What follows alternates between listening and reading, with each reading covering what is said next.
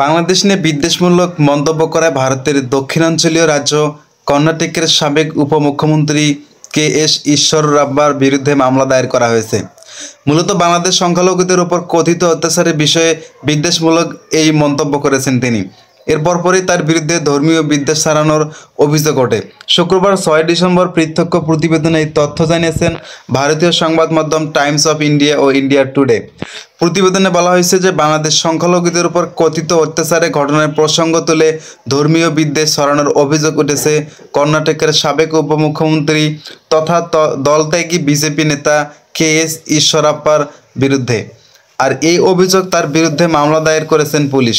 ভারতীয় সংবাদ মাধ্যম বলছে, বিশ্ব হিন্দু পরিষদ, ভিএইচপি, বজরং দল এবং হিন্দু হিতরক্ষা সমিতির যৌথ সভায় বাংলাদেশ সংখ্যালঘুদের উপর কথিত অত্যাচারের প্রসঙ্গে বক্তৃতা করতে গিয়ে ঈশ্বরাপ্পা একটি নির্দিষ্ট ধর্মীয় জনগোষ্ঠী সম্পর্কে আপত্তিকর মন্তব্য করেন বলে অভিযোগে রয়েছে।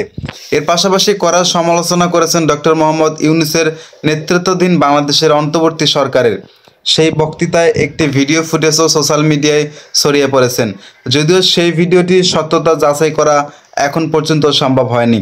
তবে এই ঘটনার জেরে কর্ণাটকের কংগ্রেসে পরিচালিত সরকারের পুলিশি বিদ্বেষমূলক ভাষণের অভিযোগে মামলা করা ঈশ্বরাপ্পার বিরুদ্ধে ইয়েরদুপ্পারে জেলায় শিবমোগ্গার প্রভাবশালী লিঙ্গায়েতের নেতা ঈশ্বরাপ্পা 2022 সালের শুরুর দিকে দুর্নীতি এবং এক ঠিকাদারকে আত্মহত্যার প্রস্তাবনার মামলায় অভিযুক্ত হয়েছিলেন। আর তার জেরে মুখ্যমন্ত্রী বাসবরাজ বোম্মাইয়ের মন্ত্রিসভা থেকে ইস্তফা দিতে বাধ্য হয়েছিলেন তিনি।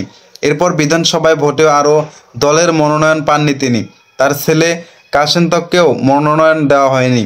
সে সময় জল্পনা তৈরি হয়েছিল সাবেক মুখ্যমন্ত্রী জগদীশ শেট্টার এবং আরেক সাবেক উপমুখ্যমন্ত্রী লক্ষণ সারভির মতো ঈশ্বরাপ্পাও কংগ্রেসে যোগ দেবেন বলে। দর্শক, আজকের ভিডিও এই পর্যন্ত। দেখা হবে পরবর্তী ভিডিওতে। যদি ভালো লাগে অবশ্যই একটা লাইক দিবেন, চ্যানেলটিকে সাবস্ক্রাইব করতে ভুলবেন না।